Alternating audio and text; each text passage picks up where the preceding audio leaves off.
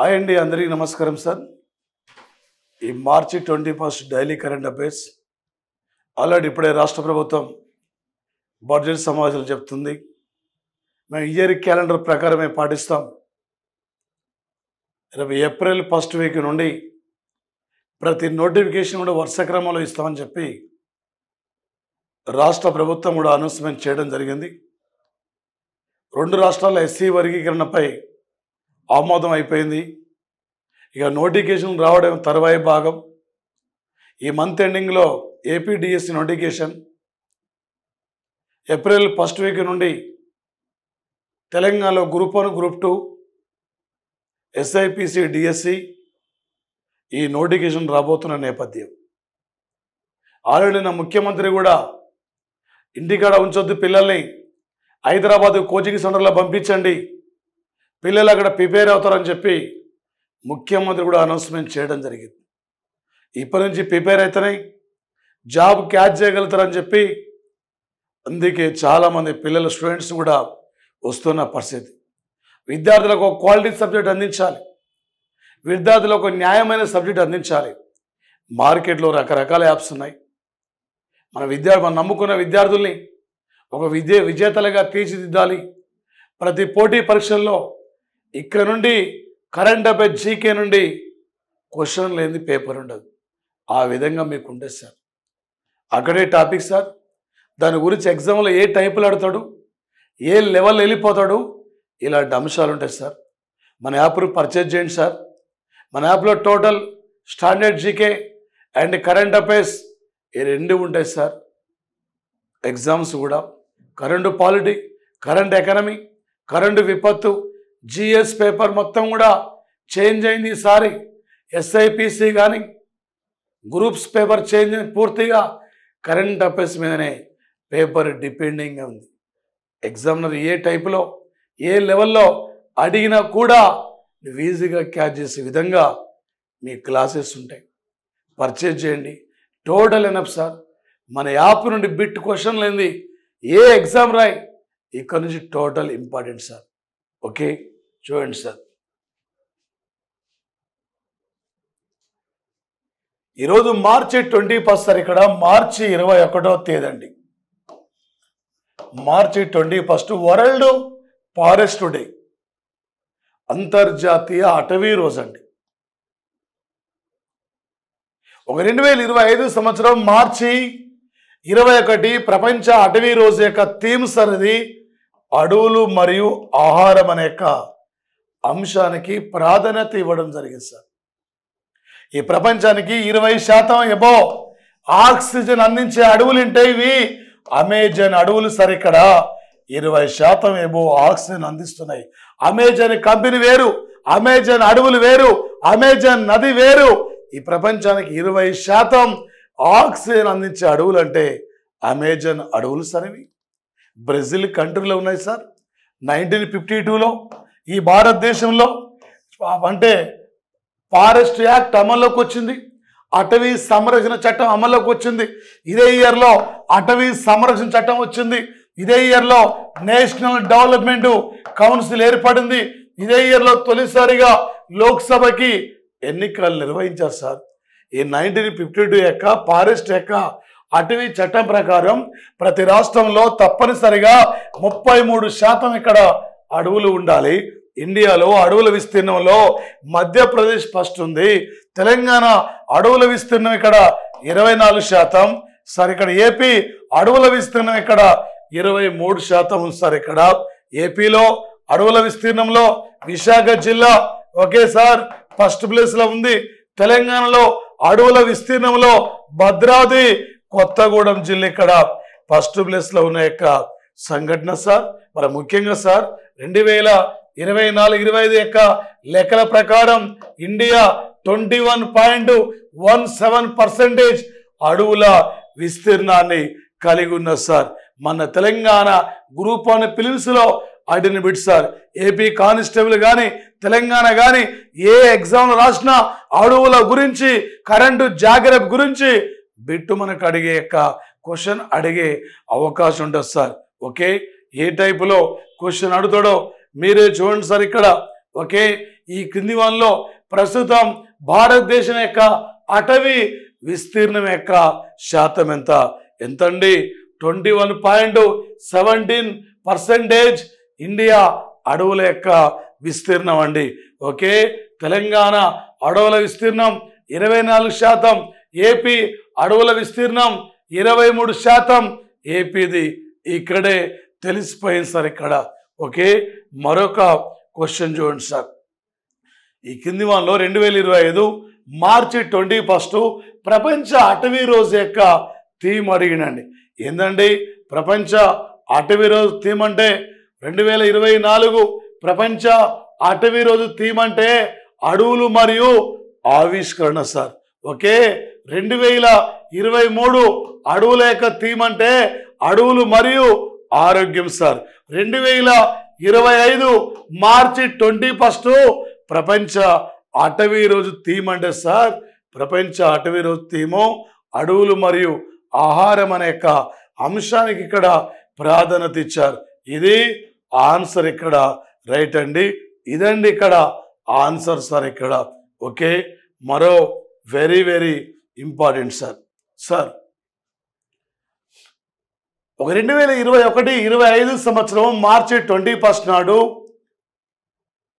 Greek capital ఇక్కడ ఎథెన్స్లో నిర్వహించిన 144వ international Olympics council సమావేశంలో ఒక అంతర్జాతీయ ఒలింపిక్స్ కౌన్సిల్ యొక్క ప్రధాన కార్యాలయం ఇది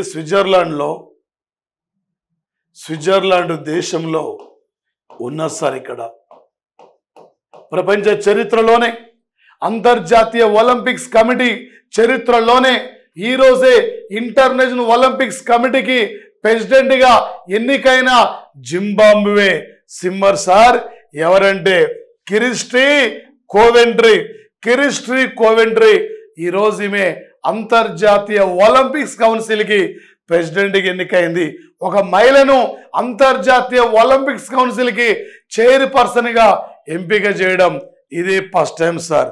ఓకే, మరి సార్ ఇక్కడ ప్రధానంగా సార్ ఇక్కడ మన ఇండియా అంతర్జాతీయ క్రికెట్ కౌన్సిల్ యొక్క చైర్మన్ అయిన ఐసీసీ కౌన్సిల్ చైర్మన్ జై షా సార్.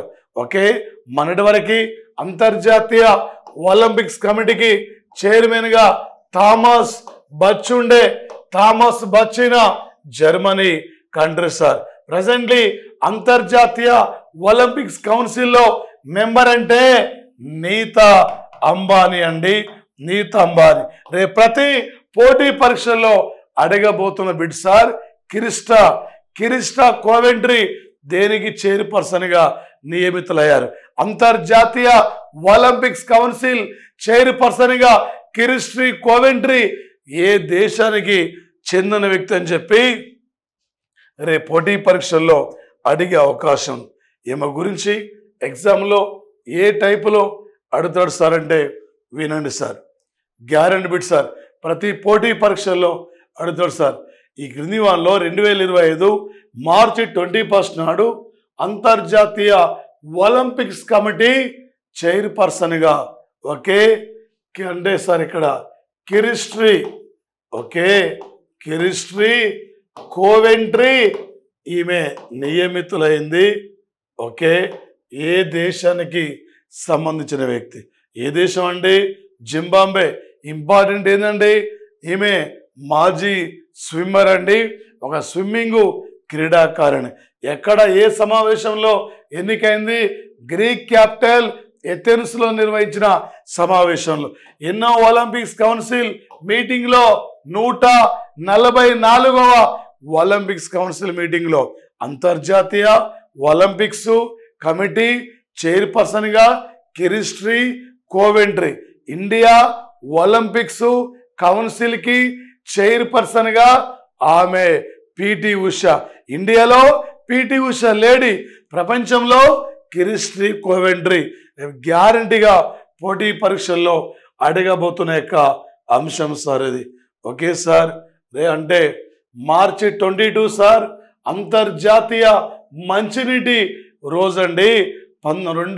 సార్ 1993 నుండి ఐక్యరాజ్య సమితి మార్చి 22ను ప్రపంచ మంచినీటి రోజుగా గుర్తించింది సార్. ఈసారి థీమ్ ఇమానినాదాల సంరక్షణ. ఒకే రోజుకి భయంకరమైన కార్బన్ మొనాక్సైడ్ వల్ల స్టార్టర్ ఆవరణం యొక్క ఓజోన్ లేయర్ది బిగ్గువలిగా మారిపోతుంది. ఓజోన్ లేయర్ది బిగ్గువలిగా మారిపోవడం వల్ల అత్యధికమైన టెంపరేచర్ కూడా విడుదలవుతుంది. అందుకే ఇక్కడ సార్ ఈ యొక్క అంటే హిమానినాదాల కాపాడుకుందాం, హిమానినాదాల సంరక్షిద్దాం అనే యొక్క లక్ష్యంతో ఐక్యరాజ్య సమితి ఈ అంశానికి ఈరోజు పిలుపునిచ్చిన యొక్క సంఘటన సార్. మరొకటి సార్, మరొక అంశం సార్. ఇక్కడ సార్ ఇజ్రాయెల్ అంతర్గత నిఘా విభాగం అధిపతిగా రోనెన్ బార్ పై వేటు జరిగింది. ఇజ్రాయెల్ అంతర్గత నిఘా విభాగం అనుకున్నంత ముందుకు పోలేకపోతున్నాడు. ఈయన పైన తమకు విశ్వాసం సన్నగిలిందని చెప్పి ఈ మధ్యనే రోనెన్ బార్ పై వేటు వేయడం జరిగింది సార్. ఈ మధ్యన వార్తలకు వస్తున్న రోనెన్ బార్ ఏ కంట్రీకి చెందిన వ్యక్తి ఇలా అడిగే అవకాశం ఉంటుంది సార్.